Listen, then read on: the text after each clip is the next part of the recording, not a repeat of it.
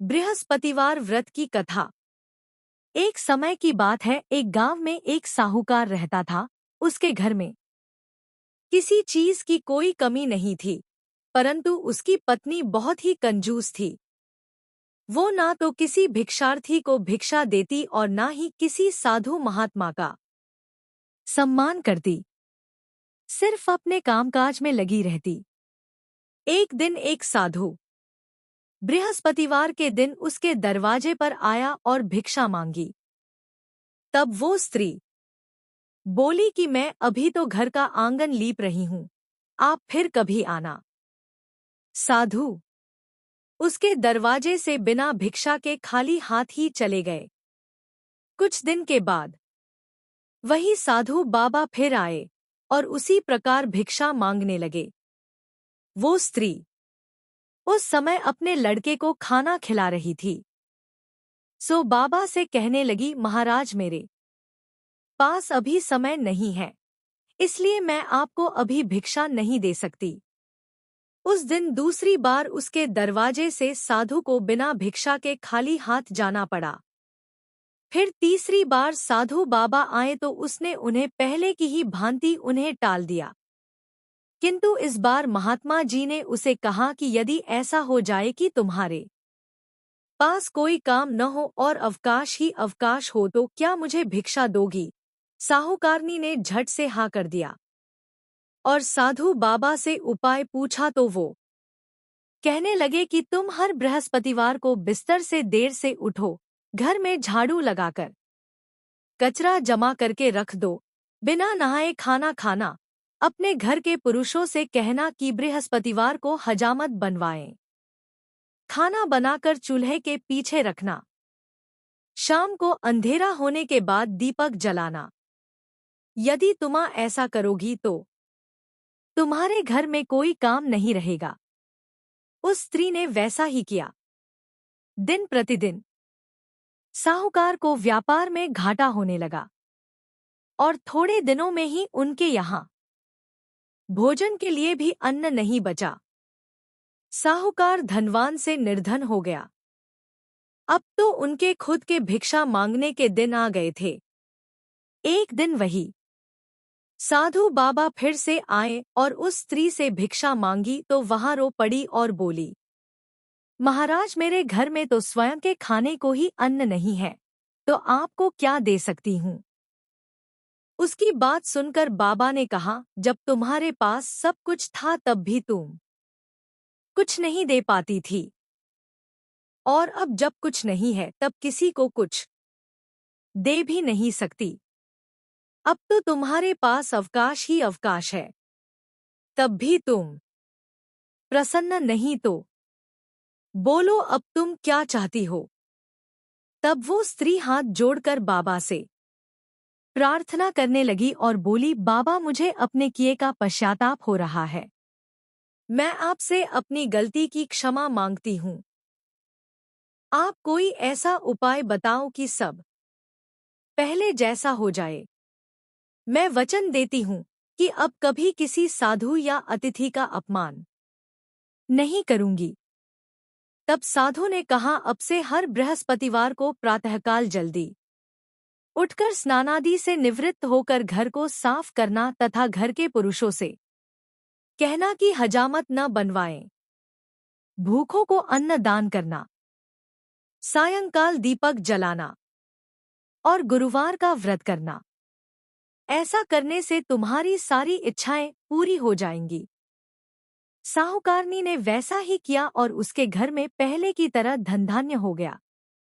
भगवान बृहस्पति देव ने उसकी सभी बृहस्पतिवार व्रत की दूसरी कथा। एक बार देवराज इंद्र स्वर्ग में अपने सिंहासन पर विराजमान थे। सारे देवता, ऋषि, गंधर्व, किन्नर आदि भी उस सभा में उपस्थित थे। तभी देवगुरु बृहस्पति जी वहां पर आ गए तो उनके सम्मान में सभी खड़े हो गए। किंतु उस दिन देवराज इंद्र अहंकार वश न तो खड़े हुए और जैसे वो पहले उनका आदर करते थे वैसा उनका आदर भी नहीं किया। देवगुरु बृहस्पति जी इसे अपना अनादर समझकर वहां से चले गए। तब देवराज इंद्र को अपने किए पर बहुत दुख हुआ। उन्हें लगा उन्होंने देवगुरु का अनादर कर दिया है और देवगुरु उनसे रुष्ट हो गए हैं। उन्हें अपनी भूल का एहसास हो गया था। देवराज ने सोचा कि देवगुरु के आशीर्वाद से ही उन्हें स्वर्ग का वैभव मिला है। वो अपने क्रोध से सब नष्ट कर सकते हैं। इसलिए उनके क्षमा मांगने का विचार कर देवराज इंद्र उनके पास गए।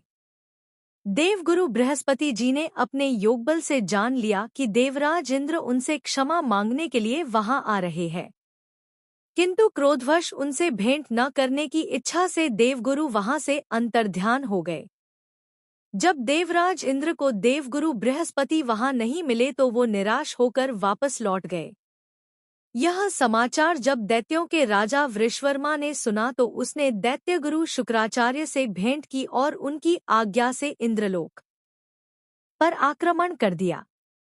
देवगुरु की कृपा प्राप्त न होने के कारण देवता दैत्यों से हारने लगे। तब देवताओं ने ब्रह्मा जी को सारा वृत्तांत सुनाया और उनसे सहायता मांगी कि वो उन्हें दैत्यों से प्रकार बचाए। तब ब्रह्मा जी ने उनसे कहा कि तुमसे बड़ा अपराध हुआ है जो तुमने देवगुरु को क्रोधित कर दिया। अब अगर तुम अपना कल्याण चाहते हो तो त्वष्टा ब्राह्मण का पुत्र विश्वरूपा जो बड़ा तपस्वी और ज्ञानी है, उसे अपना पुरोहित बना लो, तभी तुम्हारा कल्याण हो सकता है। ब्रह्मा जी के वचन सुनते ही देवराज इंद्र त्वष्टा के पास पहुंच गए और बड़े ही विनम्र भाव से त्वष्टा से निवेदन किया कि आप हमारे पुरोहित बनकर हमारा कल्याण करें।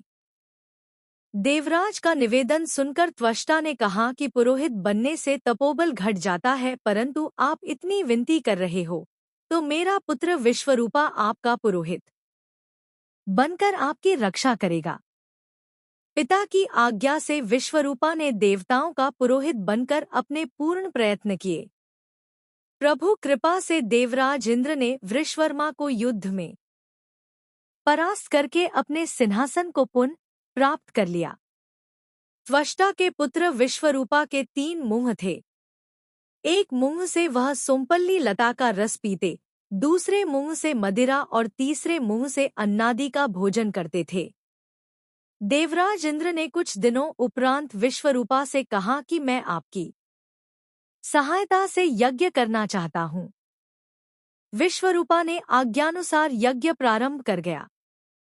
तब विश्वरूपा से एक दैत्य ने कहा कि तुम्हारी माता दैत्य कन्या है, इसीलिए हमारे कल्याण के निमित्त इस यज्ञ में आप एक आहुति दैत्यों के नाम पर भी दे दिया करेंगे तो आपकी कृपा होगी। विश्वरूपा दैत्य की बात मानकर यज्ञ में आहुति देते समय दैत्य का नाम धीरे से लेना शुरू कर दिया। इस कारण यज्ञ करने पर भी देवताओं के तेज में वृद्धि नहीं हुई। देवराज इंद्र को जब सारा वृत्तांत पता चला तो उन्होंने क्रोध में आकर विश्वरूपा के 3 सिर काट डाले।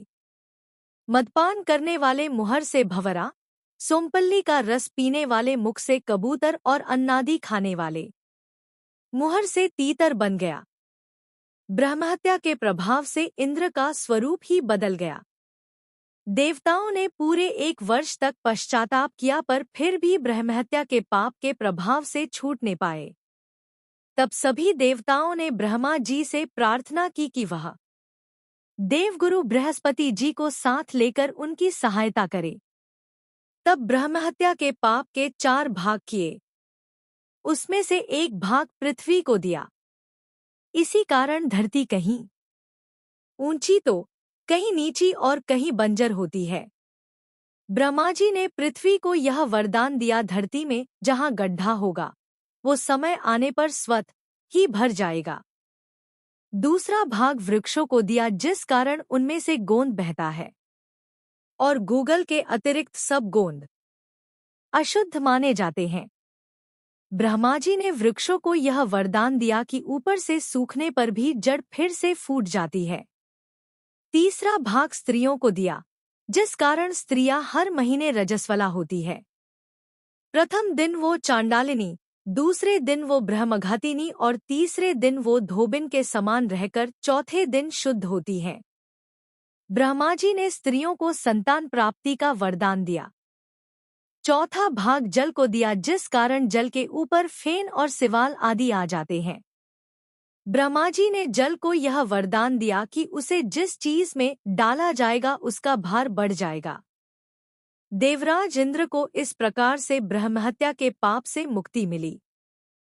जो भी मनुष्य इस कथा को पढ़ता, सुनता या सुनाता है, उसके सभी पाप देवगुरु बृहस्पति जी की कृपा से नष्ट हो जाते हैं।